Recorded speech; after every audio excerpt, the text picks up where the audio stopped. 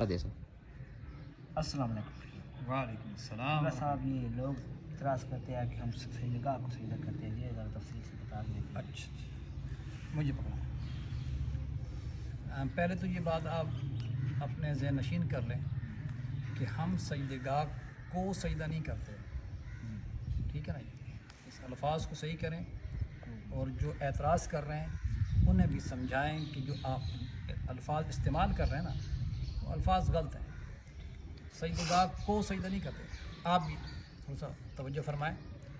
اگر کوئی کہے کہ آپ سجدگاہ کو سجدہ کیوں کرتے ہیں، نہیں، ہم سجدگاہ کو سجدہ نہیں کرتے، سجدگاہ پر سجدہ کرتے ہیں، ٹھیک ہے؟ سجدگاہ پر سر رکھ کر، اپنی اس پیشانی کو رکھ کر سجدہ خدا کو کرتے ہیں، ٹھیک ہے؟ ٹھیک اسی طرح کہ ہم خانہ کعبہ کو سجدہ نہیں کرتے۔ کہے کہ آپ کہاں پہ سجدہ کرتے ہیں، آپ کہیں کہ جی ہم خانہ کعبہ کو سجدہ کرتے ہیں، کوئی کہے گا کہ خانہ کعبہ کو سجدہ کرتے ہیں؟ نہیں، ہم خانہ کعبہ کو سجدہ نہیں کرتے، خانہ کعبہ کی طرف منہ کر کے سجدہ خدا کو کرتے ہیں، ٹھیک ہو گیا؟ اگر کوئی کہے کہ سجدگاہ کو سجدہ کرتا ہے تو وہ تو شرک ہے۔ اسی طرح اگر کوئی کہے کہ خانہ کعبہ کو سجدہ کرتے ہیں تو بھی شرک ہے، ٹھیک ہے؟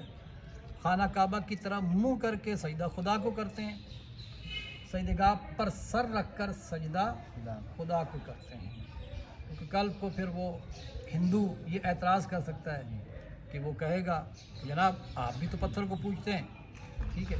ہم بھی پتھر کو پوج رہے ہیں، اس میں فرق کیا ہے، ٹھیک ہے؟ تو ہم ان سے یہ کہیں گے کہ محترم آپ پتھروں کی عبادت کرتے ہیں، ہم پتھر کی عبادت نہیں کرتے، ہم مٹی کی عبادت نہیں کرتے، عبادت خدا کی کرتے ہیں، خانہ کعبہ کی طرف منہ کرتے ہیں، ٹھیک ہے؟ ڈائریکشن ہماری وہ ہے، اس طرح منہ کر کے سجدہ خدا کو کرتے ہیں، سجدگاہ پر سر رکھ کر سجدہ خدا کو کرتے ہیں۔ بات واضح ہوئی ہے، سمجھ آئی ہے نا؟ اب کیونکہ مٹی پر سجدہ کرنا افضل ہے، عاجزی ہے اس کے اندر، افضل ترین عمل ہے سجدگاہ پر سجدہ کرنا، اور پھر کوئی بھی مٹی ہو سکتی ہے، پاک مٹی، آپ اس پہ سجدہ کر سکتے ہیں، آپ زمین پہ سجدہ کر سکتے ہیں۔ اب عام جگہ ہر جگہ پہ تو زمین ہوتی نہیں ہے، تو اس لیے آپ اس طرح سے مٹی کو اکٹھا کر کے آپ رکھ لیں اپنے پاس، اور اس پر جو ہے وہ سجدہ کریں، کوئی حرج نہیں ہے۔